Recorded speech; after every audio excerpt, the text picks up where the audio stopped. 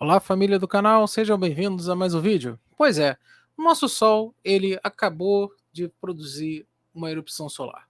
Sim, foi ontem, no dia 7 de dezembro de 2020, uma erupção solar aconteceu, ou uma explosão solar. Então, o que, que isso pode acontecer com a Terra, né? Quais são os efeitos dessa explosão? Porque essa explosão ela aconteceu virada para o nosso planeta. Então, muito, muito, muito provavelmente, essa massa coronal expelida pelo Sol vai atingir a nosso planeta. Mas não há motivo para pânico. Eu vou explicar aqui o que, que acontece, quais são, que tipo de explosão foi, como foi, e vou mostrar para vocês ela acontecendo. Tá certo? Então, se tem interesse nesse tipo de conteúdo, vem comigo que eu vou lhe mostrar. Mas antes, inscreva-se no canal para ter acesso a esse tipo de conteúdo e muito mais conhecimento aqui propagado pelo canal e sem nenhum viés ideológico e sem fake news, tá certo? Agora sim, vem comigo que eu vou lhe contar.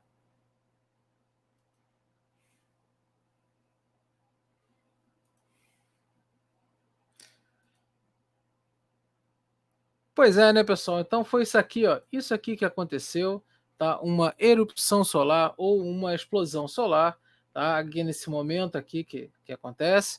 E primeira coisa, vamos falar sobre essa foto aqui, né? Esse GIF, né? Ele é lá do Solar Dynamics da NASA, né? O AIA 131, né? Ele justamente é um canal que foi projetado para estudar as explosões solares. Ele mede temperaturas extremamente altas, algo em torno de 10 milhões de kelvins ou 10 milhões de graus Celsius, né, que é muito parecida a conversão. Bem como também plasmas solares mais frios, bem frio, da ordem de 400 mil graus Celsius. Então ele pode tirar fotos a cada 2 segundos, ele tem um campo de visão reduzido, que ele dá simplesmente com uma forma com mais detalhes, tá? Do flare. Do flare justamente é essa parte da erupção, tá? E lembrando que isso daqui ele está na faixa do ultravioleta extremo, tá? Então, isso aqui aconteceu, né, no Sol no dia 7 de dezembro, só que o resultado não foi só isso, tá? Essa erupção aconteceu o quê? Aconteceu de uma mancha solar chamada AR 2790, né? E é mais potente do que parece, tá? Que parece ser um negocinho pequeno, tal, mas não é tão pequeno. Tá? É um flare, é uma erupção que sai do Sol, tem alguns quilômetros de distância, alguns mil quilômetros de distância, né? Então, ela foi uma explosão solar de classe C7, tá? Lembrando que a classe C vai de 1 a 9, depois vem a classe M, depois a classe X, tá? Ela foi uma quase de média intensidade, tá? E lançou essa massa coronal em direção ao nosso planeta.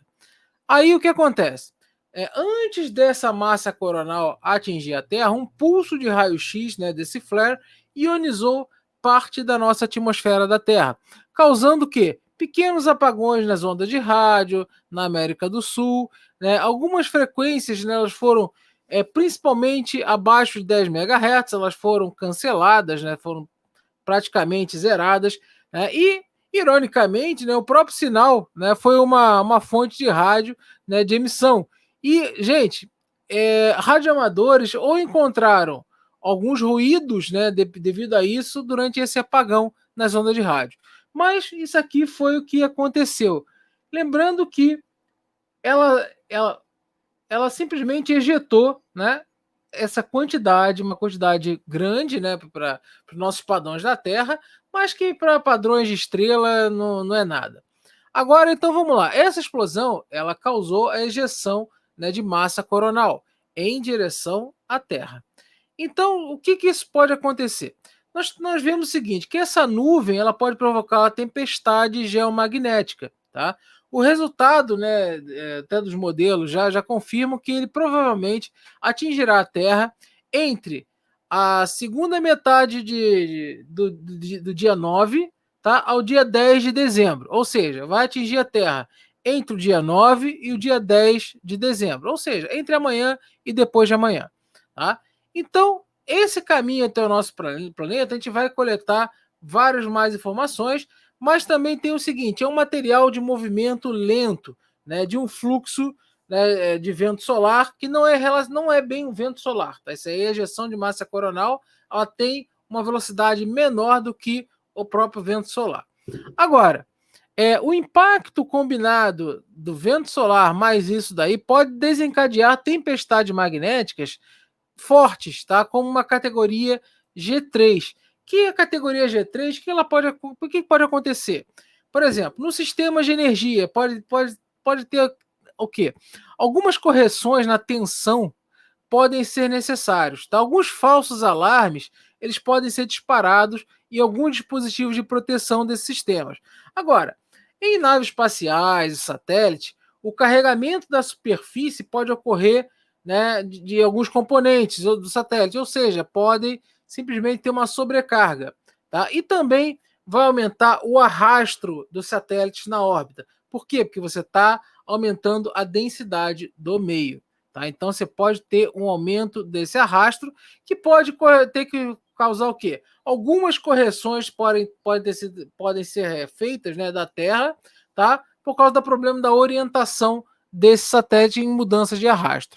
Outro sistema que pode ter problema na tempestade G3 é o quê?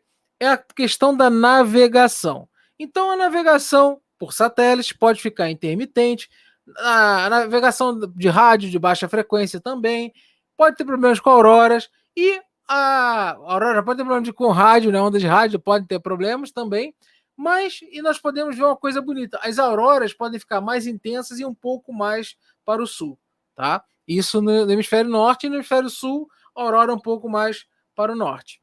Agora, se, se não for numa classe G3, ela pode ser, que é muito mais provável que seja, uma tempestade menor. Entre o quê?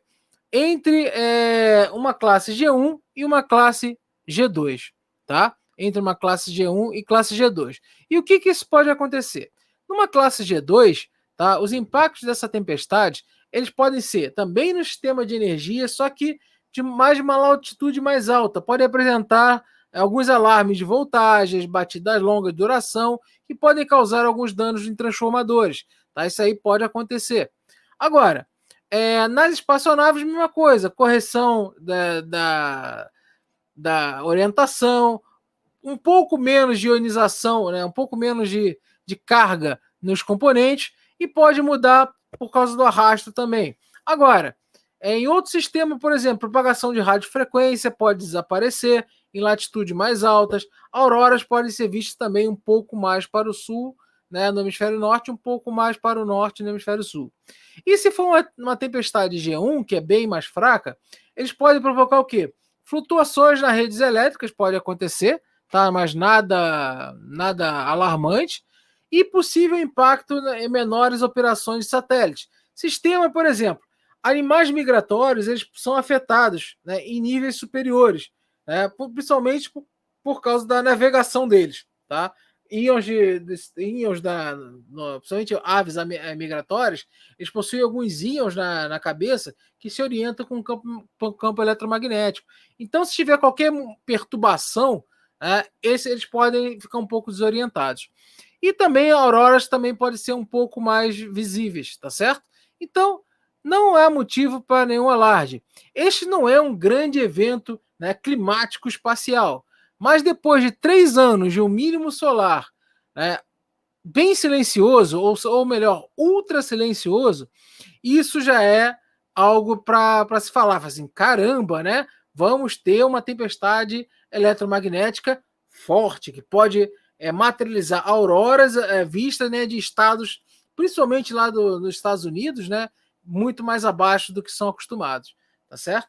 Então, esse evento aqui, em termos de força, está longe de ser os maiores, mas por o nosso Sol estar dentro de um grande mínimo solar, né, ter saído agora do mínimo do ciclo 24 para passar do ciclo 25, ele está começando a ganhar força, tá? O ciclo 25 está aí, ele está começando a ganhar força, e cada vez mais esse tipo de situação, tá, será observado até o ponto lá de 2024, 2025, depois ele começa a cair novamente, tá, até o próximo ciclo de mínimo.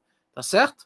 Então é isso aí, pessoal. É isso que eu queria falar com vocês. Espero que tenham gostado. Se gostou, deixa o like aí, compartilhe bastante esse vídeo, dê uma olhada no programa de membros do canal, né, o curso de mudança climática, vários cursos no canal.